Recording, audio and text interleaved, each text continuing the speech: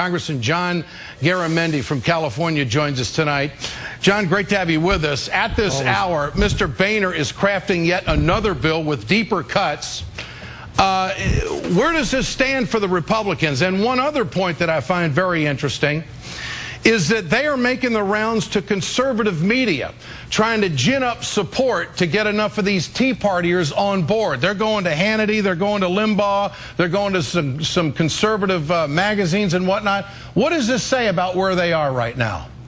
Well, I think they're in tremendous disarray. You just saw Michelle Bachmann saying no way will she ever vote for a change in the debt limit. And I think that's where most of the Tea Party, the new Republicans, stand, in which case Boehner will not be able to get this thing done.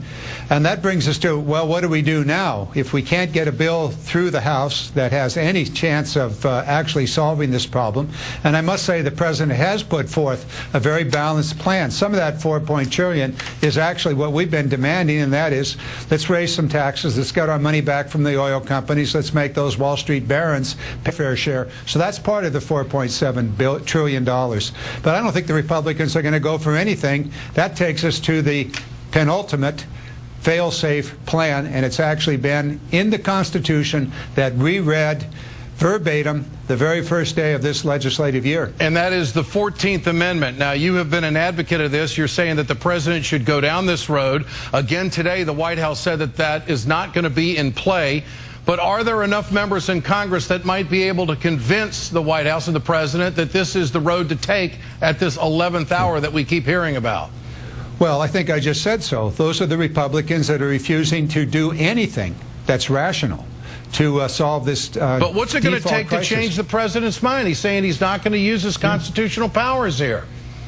Well, I think a careful reading by him and a careful counting of the numbers in the House of Representatives will cause him to change his mind. He has the power. I think if you take a look at the 14th Amendment, he has the power there to actually pay the bills. It says what America's going to honor its debts, period. And he can do that. It'll cause a ruckus, but after all, he's the leader and he has the power, in my view, and he ought to take that as the fail-safe point, and it's going to coming down very, very quickly. The Republicans are clearly made a major misstep here. They thought they could use this debt ceiling crisis as a way of leveraging into the American public policy.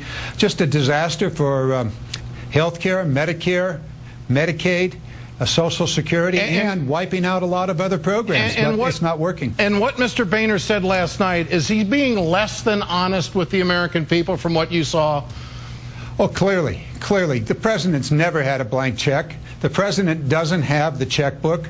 The House of Representatives has the checkbook, and the Senate. That's who's controlled the check. The president gets to sign yes or no, but he doesn't control it, and that's up to us to do that. And in fact, we have made, together with the president, very, very substantial offers to reduce and to attack the deficit. So they're lying. And it was done. They're lying. Congressman Garamendi, thanks for joining us tonight. Appreciate your time.